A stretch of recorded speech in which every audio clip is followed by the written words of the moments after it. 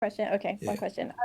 So, um, so recently, President Trump made some waves. I mean, it's not like he's ever not making waves, but in very Trump fashion, he made a big splash in the country, specifically for the faith-based community. And as a person of faith that has put footsteps to that over my life, this is something that's actually quite important to me as someone that votes in elections and especially in the US. And really, I believe for a lot of people from faith-based communities, it's kind of a plumb line and it's important to talk about and not be avoided. And I don't feel like this is something that's been avoided, but I also feel like this is a question that hasn't really been presented or talked about to you in a,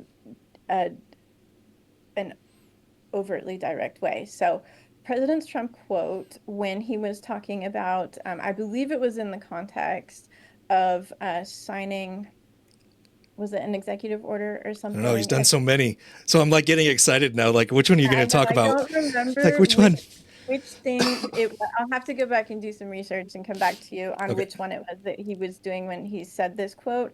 Yeah. But his quote was, and it's all over the internet. I'm He excited now. said, "Our I'm getting. message to every child in America is that Oh, you are yes. perfect exactly the way God made you." And that was, I think that went out last week actually, like Yeah. early this week, like on the third or fourth. And so I wanted to ask you about that. I do know from previous conversations with you that you do have a faith and that's something that you're working out as you go, as we all do by the day. So would you like to make any comments on this? When I heard that, pretty much it was the same.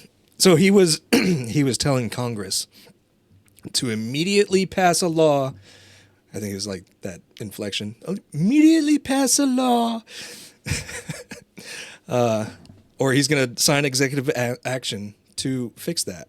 And when he mentioned that kids are beautiful the way they are, just the way God made them,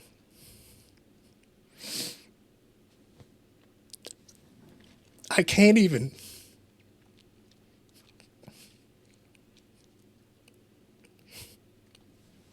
I, I'm trying to talk. I'm trying. Because yes, they are. Every single one. I don't care if any other adults tries to throw any poop at me for anything I've said. So every single life is precious. And I remember seeing that every single day when I was out of school. In the morning was the greatest moment every day. Because every kid would show up. Doesn't matter if doesn't matter where they're from. Doesn't matter what they look like. It doesn't even matter if they can hear you or not. When that kid shows up in the morning, you smile and say good morning. Mhm. And you end up saying it at least 100 times. Mhm. And every single one of those kids are lifted up just that little bit. And every single one of them, I can still see all their faces and I still love it. That's my favorite part of this world. So, yeah. When he said that, I was like, yes, you are right now banning trans kids because it's not possible. They are way too beautiful to be confused like that. That's all it is. And anybody that wants to hurt any one of them. Sorry, Gracie.